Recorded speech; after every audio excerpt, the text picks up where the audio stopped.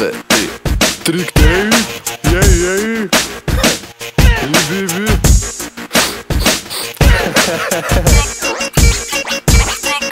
На тежък бит се кълча, не мога да се опълча срещу лошия ти дъх и физиономията ти вълча. Обърни на втора страница, черпиш ме с плескавица, снимаш се с светкавица, меня не нравица. Кръвната захар е повишена, ще ви уча как с топлийки да стреляте по мишена. Няма спор, ще ви замервам с тор. Тази вечер ще си махна главата като астор. Брадясал като дядо мраз, навлизам през комина с повече пауър от Албан и Румина. Някои искат да ме смелят, но едва ли ще спечелят да се изселят с жените си и босата си челят.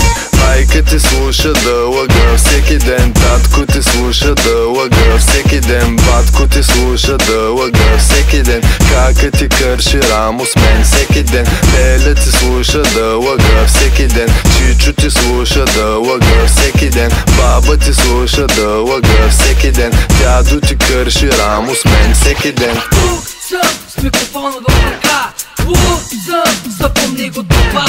Краката ми в раница, мъдята ми в раница, вървя като пияница, тавана ми е граница. След кратко размишление, журито взе решение, ти си произведение на зло кръвосмешение. Измисли си епитафия, ако ще ставаш част от българската мафия.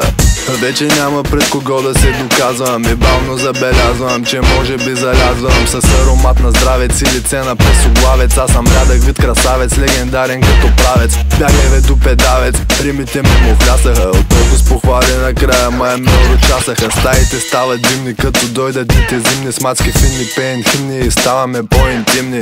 На рапонги си представям, че съм на Хаити и си мисля бахти те с карибите били убити.